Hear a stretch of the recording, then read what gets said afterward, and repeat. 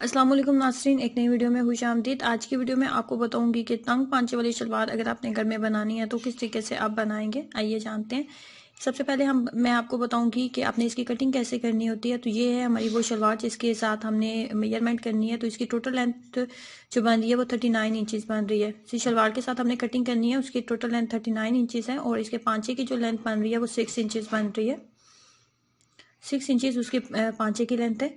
6 inches पांचे की length लेने के बाद हम लेंगे आसन की लेंथ। आसन की लेंथ जो है 14 इंचज़ तैयार है। 14 इंचज़ जो है ये बिल्कुल तैयार है। तो इसके अकॉर्डिंग जितनी मैंने मेजरमेंट ली है तो इसके अकॉर्डिंग ही हम जो कपड़ा हमारे पास 2.5 मीटर हमारे पास कपड़ा मौजूद है, तो वो उस कपड़े को हम डबल करते हुए इसको 4 लेयर्स में कर लेते हैं। 4 लेयर्स में करने के बाद हम इसकी कटिंग कर लेते हैं। 4 लेयर्स में करने के बाद जितना भी एक्स्ट्रा कपड़ा बन रहा है और जितने भी दागे आपको नजर आ रहे हैं, इन तमाम दागों की कटाई करने के बाद कपड़े को बिल्कुल बराबर करने के बाद हम इसकी कटिंग करना स्टार्ट करते हैं।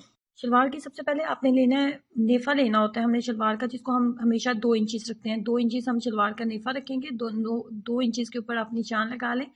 2 इंचज़ के ऊपर निशान लगाने के बाद नीचे से आपने 14.5 इंचज़ जो चीज़ लेनी है वो है शलवार का आसन। शलवार का आसन जो है वो 14.5 इंचज़ रखा जाता है इस तरह। अब एंची टेप को दूसरी साइड पर लेके आते हैं। 2 इंचज़ से नेफे वाली जगह से छोड़ते हुए 2 इंचज़ ऊपर से छोड़ते हुए नीचे आ जाए और 39 इंचज़ जो है आपने शलवार की लेंथ लेनी है। टोटल लेंथ जो शलवार की आप रखेंगे वो लेंथ आप इसकी 39 इंचज़ रखेंगे।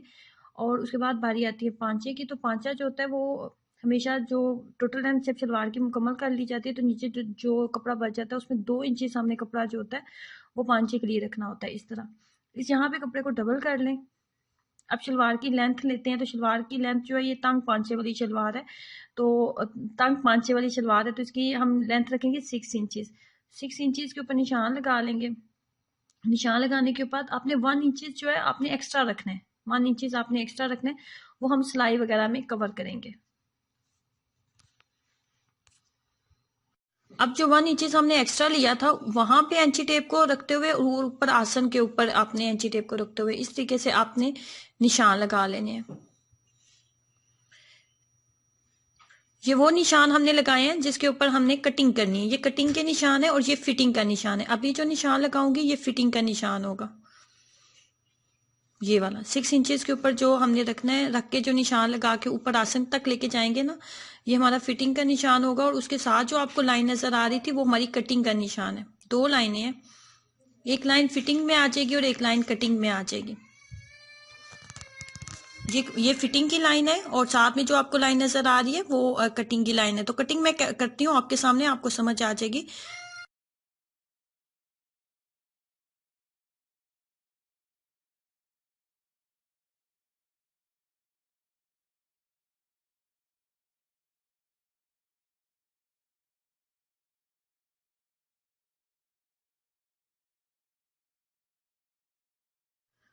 इस तरीके से हमारी जो कटिंग है वो हो जाती है। अब ये पांचे का जो कपड़ा था इसको भी यहाँ से हम कट कर लेते हैं। ये डबल था तो यहाँ से इसको कट कर लेते हैं। इस तरीके से आपकी तंग पांचे वाली जो शलवार की कटिंग जो है वो मुकम्मल हो जाती है। बहुत ही आसान और सादा सा तरीका था जो मैंने आपके साथ शेयर किया है। तो अब मैं आपको बताती हूँ कि इसका स्टिचिंग का तरीका क्या होगा। कि स्टिचिंग अगर यही शलवार आपने तंग पांचे वाली घर में सिलाई करनी है तो उसका मुकम्मल प्रोसीजर क्या होगा, आइए जानते हैं।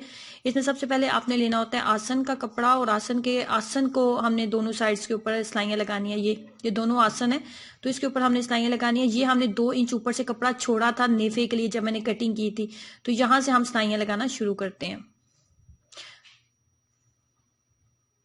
यहाँ पे आसन को इस तरीके से यहाँ पे जो होती है नेफा जो होता है उसको इस तरीके से कपड़े को सिलाई लगाना स्टार्ट करते हैं।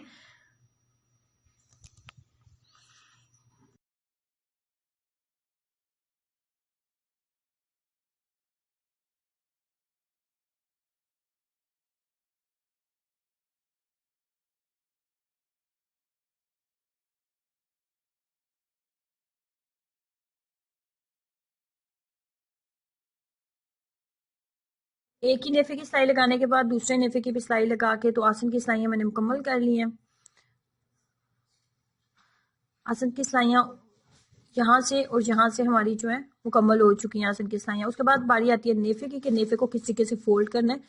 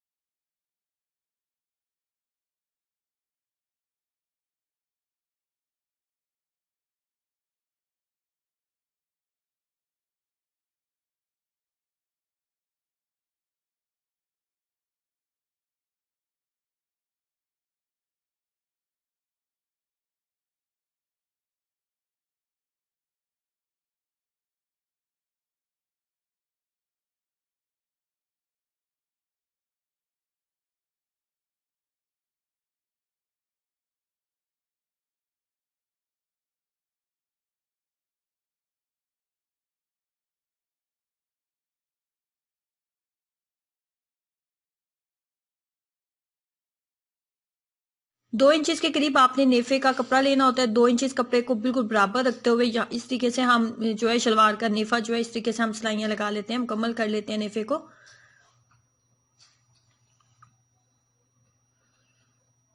ये शलवार का जो नेफा है ये बिल्कुल मुकम्मल हो चुका है। उसके बाद बारी आती है शलवार के पांचे की, कि शलवार के पांचे को हमने किस तरीके से फोल्ड करना है। ये हमारी पेपर पट्टी है।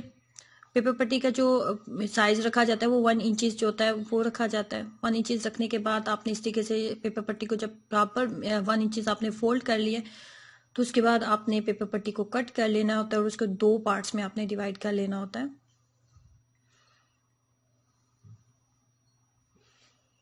कुछ इस तरह।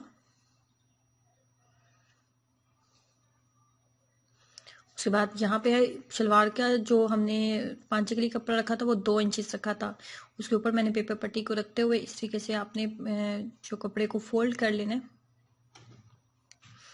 उसके बाद पेपर पट्टी को सिलाइयाँ लगाने के बाद इस तरीके से आपने इसको फोल्ड करना है। फोल्ड करने के बाद बिल्कुल किनारे के ऊपर रखते हुए आपने सिलाइयाँ लगानी है। कपड़े को बहुत ज़्यादा आपने नहीं खींचना, हाथ की मदद से इसको इस तरीके से हल्का सा प्रेस करते हुए हमने बिल्कुल किनारे के ऊपर सिलाइयाँ लगा लेनी है। एक सिलाई मैं बिल्कुल किनारे पर लगाऊंगी और एक सिलाई जो है उससे आगे यहाँ पे जहाँ पे पेपर पट्टी खत्म हो रही है वहाँ पे लगाऊंगी। पेपर पट्टी के ऊपर ही हम सिलाई लगाएंगे और इस तरीके से हम बिल्कुल सादे तरीके से 2 सिलाइयाँ लगा के तो हम पांचे जो है मुकम्मल कर लेंगे। पांचे मुकम्मल करने के बाद हमने लगानी है इसकी फिटिंग की सिलाई। जो पांचा टोटल हमारा बन रहा था वो 6 इंचेस हमने तैयार करना था। 6 इंचेस के ऊपर हम निशान लगाते हुए हम जो फिटिंग की सिलाइयों के निशान रखे थे हमने जब कटिंग की थी तो उसी के ऊपर हम तमाम सिलाइयाँ मुकम्मल कर लेंगे इस तरह।